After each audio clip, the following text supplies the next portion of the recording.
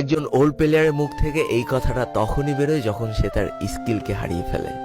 যেই পুরানো প্লেয়ারের গেম প্লেটা দেখে আজ তোমরা হাসছো, এমন একটা সময় ছিল যাকে কাস্টম খেলার জন্য সর্বপ্রথম হায়ার করে নিয়ে যাওয়া হতো।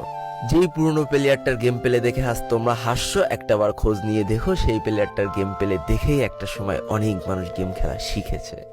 যেই ওল্ড প্লেয়ারটার খেলা দেখে আজ তোমরা তোমাদের গ্রুপে নিতেও লজ্জা পাচ্ছ, খোঁজ নিয়ে দেখো সেই ওল্ড প্লেয়ারটা কোনো একটা সময় কোনো একটা গিল্ডের লিডার বা অফিসার ছিল। যেই ওল্ড প্লেয়ারটা আজ তোমাদের রিভাইভ দিতে যেতে ভয় পাচ্ছে, মনে রেখো একটা সময় ছিল যখন এই প্লেয়ারটাই পুরো মাঠ একা ফাঁকা করে বুয়া নিয়ে আসতো।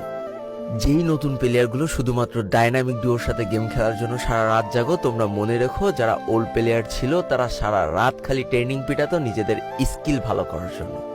আমি জানি আজকের দিনের যারা অন ট্যাপ মারা প্লেয়ার তারা কখনোই ফিল করতে পারবে না যে বসে জুম করে উঠে হেডশট মারার মজাটা আসলে কি ছিল। আমি জানি যেসব ওল্ড প্লেয়াররা এই গেমের থেকে হারিয়ে গিয়েছে তারা এই গেমটাকে আজও ভালোবাসে। জীবনে এমন হাজারো ওল্ড প্লেয়ার আছে যাদের ফ্রি ফায়ারই ছিল জীবনে প্রথম রাত জাগার কারণ।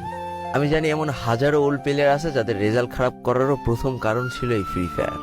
আজকের দিনের নতুন প্লেয়াররা উচ্চ স্বরে বলে আমি ফ্রি ফায়ার গেমটাকে প্রচুর ভালোবাসি, আর যারা ওল্ড প্লেয়ার ছিল তারা বলতো ফ্রি ফায়ার আমার ইমোশন।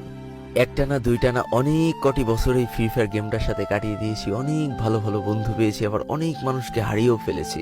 আমি জানি এমন অনেক ওল্ড প্লেয়ার আছে যারা এখনো এই ফ্রি ফায়ার গেমটাকে দিনের পর দিন খেলেই চলেছে সেই ইমোশনের জায়গা থেকে। স্যালুট তাদেরকে।